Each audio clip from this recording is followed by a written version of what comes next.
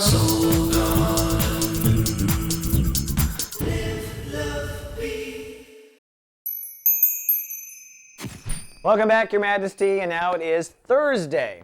Well, I think today you're sunny and still very hyper aware, but maybe partly cloudy is a better term because your sun or your mind is way up in the clouds. That's because Neptune is ruling the day, and your consciousness right now is focused on your thinking processes. How you think on the inside, your internal dialogue, who you speak to, how they speak to you. Are they giving the royal Your Majesty treatment, or are they treating you or condescending when they talk to you? These are the issues that we deal with when we have a sun transit through the third house.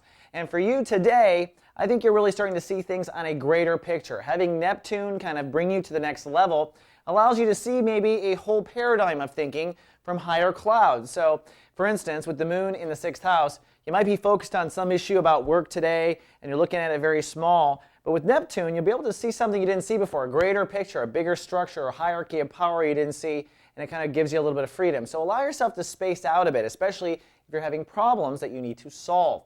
Now, the other thing I want to point out to all the signs is this Saturn-Virgo transit. It is time, like we talked about, for Leos to raise their prices. And I've been having some deep conversations with close Leos in the last few days, and all of you come down to value issues.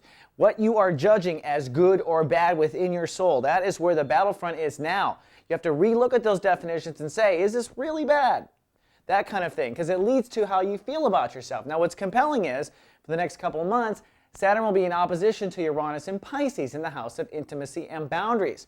So literally there's going to be a tug of war, a cause and effect relationship between these two areas of your life where you'll learn something about how you're worth more, and then suddenly you're going to find a boundary change automatically. Like you're not going to deal with that anymore. Then the simplest, crudest form, and I say crude as example because it comes to my mind, is this is the perfect time when a woman realizes, for instance, in a relationship that they don't need to rely on the other person to take care of them, right?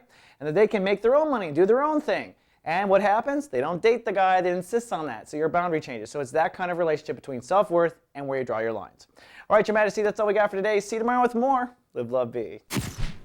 Soul Garden.